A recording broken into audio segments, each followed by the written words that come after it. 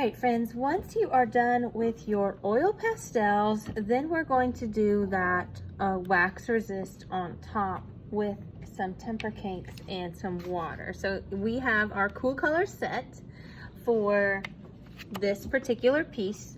The greenish colors we're going to keep on the bottom, and then the bluish and more purpley tints we're going to put more in the sky above the bridge. And then in between the slats of the bridge, you can decide what you want to add there. If you want to add and make it look more blue, or if you want to add and make that look more green, that's going to be up to you. So to start waking up these colors, you will need to dip your brush in the water and then gently swirl them around to start waking them up. And then you can glide directly across your artwork here. If your brush starts to sound dry and scratchy, you probably just need a little bit more water on your brush. If you want to change colors or layer colors on top of each other, then just make sure to rinse your brush off in between the different colors.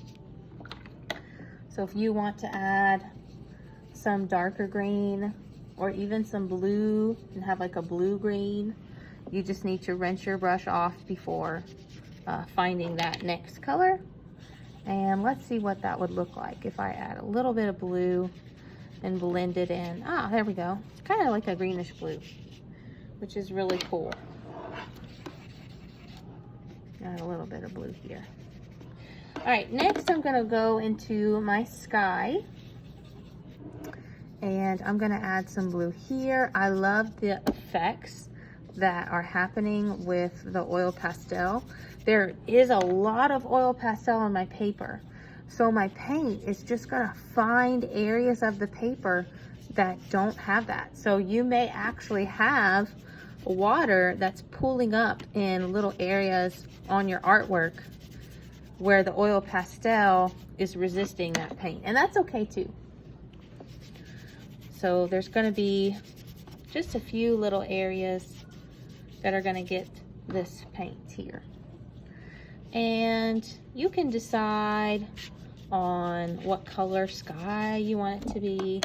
If you want a night looking sky, then you might decide to add in some violet or purple on top.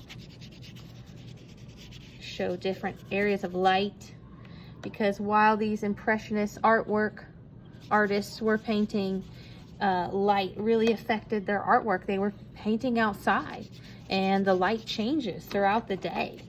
So they had to paint very, very quickly to capture what that light looked like at that certain time. All right, once you are done painting, then your messy mat and your artwork are going to get placed in the drying rack. And then you can use Germ-X and paper towels to wipe off and clean your hands and move on to a free draw.